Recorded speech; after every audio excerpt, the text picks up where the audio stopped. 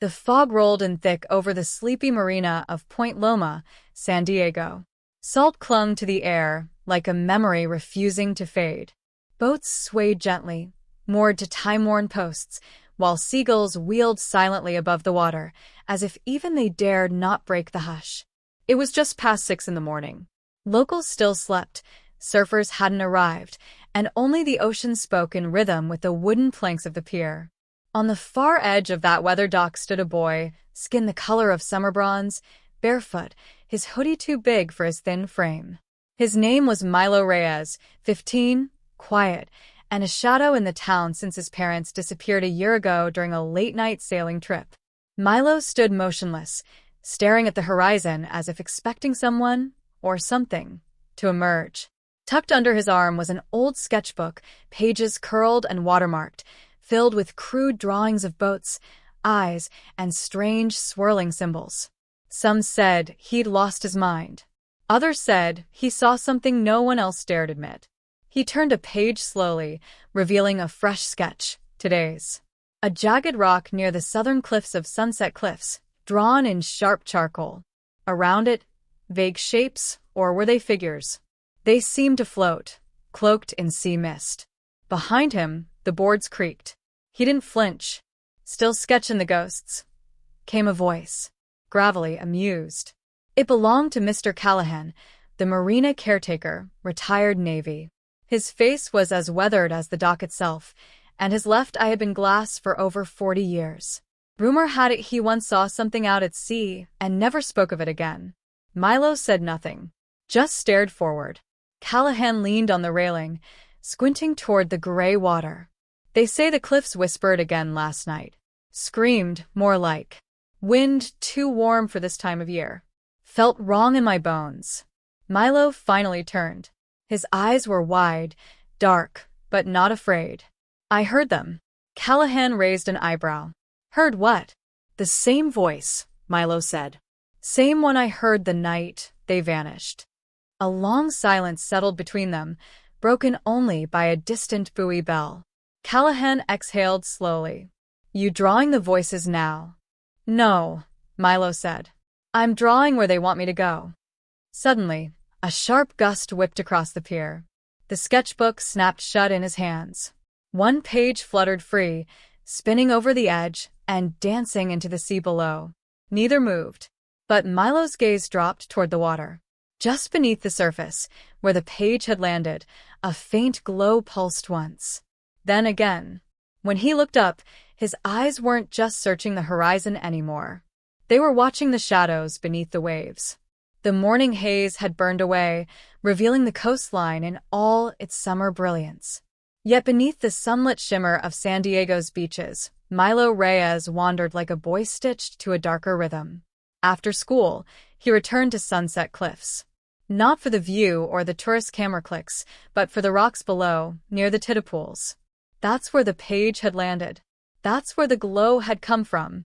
He stood now above the ledge, the same charcoal drawing clutched in his hands, this one showing symbols he hadn't remembered sketching. Spirals within spirals. A compass rose that pointed not north, but to a jagged corner marked with a crooked X. A girl's voice startled him from behind. You're standing right where my brother fell. Milo turned sharply. She was about his age, tall, sunburnt freckles across her nose, a wetsuit half-zipped down to her waist. She carried a surfboard under one arm and a quiet defiance in her eyes. He drowned? Milo asked. No, she said. He disappeared. 3 months ago. They stared at each other a moment too long. Then she added, he said he was hearing things too. Like water calling his name. Milo's fingers tightened on the page. I'm Milo. Leah Navarro. There was a silence between them, not awkward, but heavy. Mutual recognition. Not friendship. Not yet. But connection. I saw something, he said, glancing down toward the tide. A shape. Just under the surface. Like it was waiting. Leah followed his gaze, then quietly set her board aside. My brother said the same thing. Just before he vanished, he drew a map too. Want to see it? They walked back toward the parking lot. In her backpack, folded like a forgotten treasure, was a stained page. Same charcoal markings. Same compass.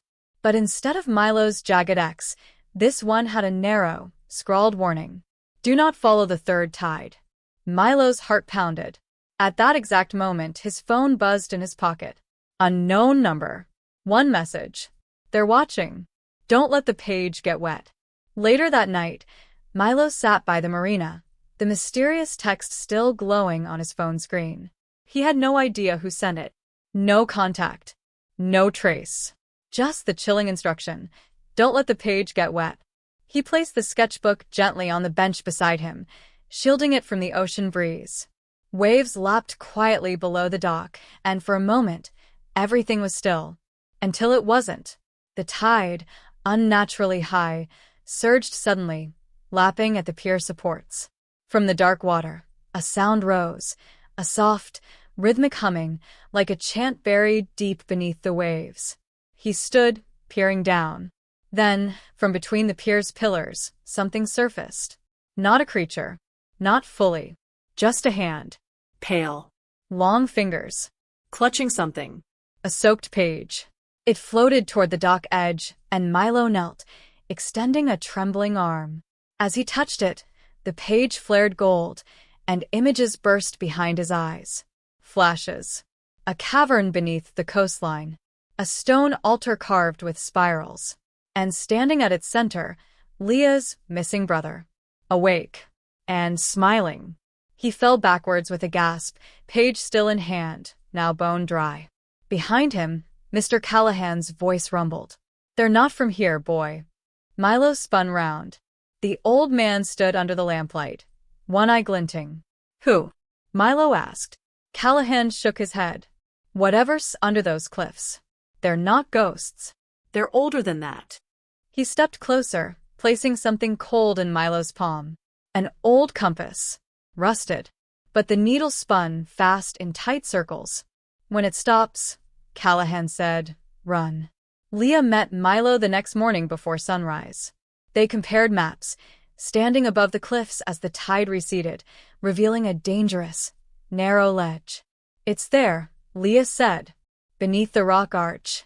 The ledge led them to an old cave entrance, half hidden by seaweed and stone.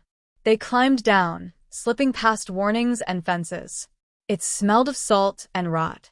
Inside, the tunnel sloped sharply, with sea-carved walls etched in spirals. Strange symbols lit up faintly as they walked. Not from their torches, like they responded to their presence. Leah paused, tracing one of the carvings. My brother drew this exact shape, she whispered. Weeks before he vanished. They followed the tunnel deeper until they reached a sealed iron gate. Behind it, water pooled across the stone, and in the center, anchored by a rope, was an empty wetsuit. Leah gasped. That's his. That's Mateo's. Suddenly, the compass in Milo's pocket began to hum. The needle stopped. And then, water gushed through the walls. The flood came fast. Leah screamed. Milo grabbed her arm and yanked her toward a narrow crevice in the rock. They squeezed in just as the tunnel filled, the gate bursting open. Trapped in a tiny pocket of air, they listened as water rushed past. The compass was glowing faintly now, its rust flaking off in flakes. Minutes passed. Then silence. They emerged, soaked and shivering, into a cavern unlike anything they'd seen. It wasn't natural. Perfectly circular. At the center stood a pedestal, and on it, a conch shell the size of a man's skull, glowing softly. Milo stepped forward. Etched around the base were words in English. The third tide remembers. As he reached toward it, Leah shouted, Wait! But it was too late. His fingers brushed the shell. A sound burst through the cavern, like 1,000 whispered names echoing all at once. And from the shadows, a voice spoke. You weren't meant to find this place. The voice was male. Come. Familiar. Milo turned, heart pounding. There, standing barefoot in the shadows, was Mateo Navarro. He looked older than the photos Leah had shown him.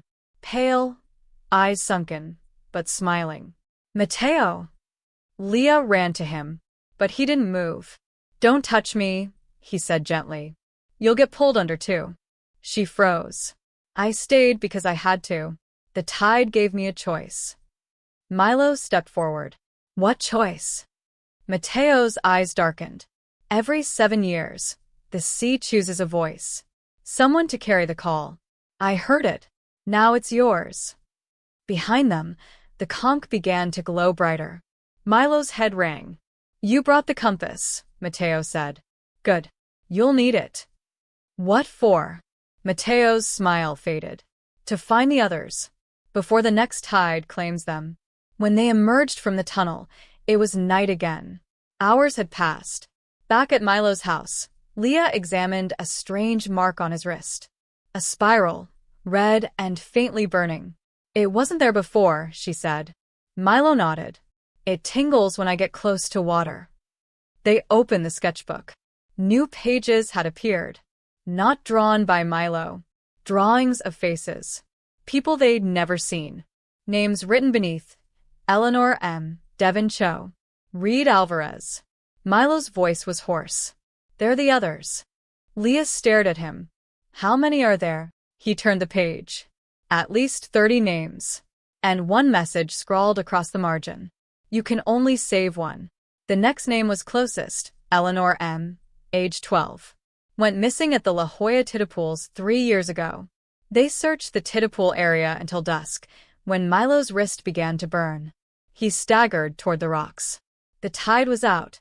Suddenly, a hollow echo filled the air. Voices. Dozens of them. Repeating names, locations, dates.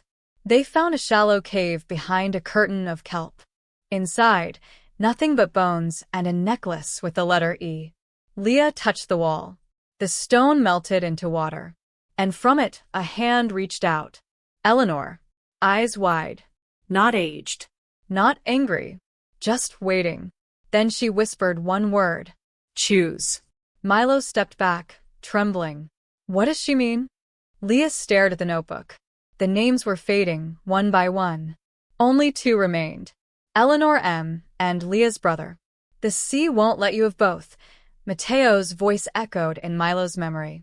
One voice returns. The other remains. Leah shook her head. No. There has to be another way. The cave began to collapse. Water rising. Pressure building. Eleanor's eyes pleaded. Milo clutched the compass. Its needle pointed toward Mateo's symbol. Leah screamed. Pick her. She's just a kid. The notebook burst into flame. Milo shouted into the roar of water. I choose. He never got to finish a sentence. The cavern exploded in white light. When Milo opened his eyes, he was back on the pier. Dry. Alone. The sketchbook was gone. So was the compass. Only the mark remained on his wrist, darker now. Footsteps behind him. Leah. Her face pale, hollow. You didn't choose, she said quietly. Milo said nothing. A gull cried overhead. From beneath the dock, the tide lapped gently. Then a whisper. Low. Delicate. Milo. He turned slowly, eyes wide. There, in the reflection of the water, stood Mateo. And beside him, Milo's own face. Smiling.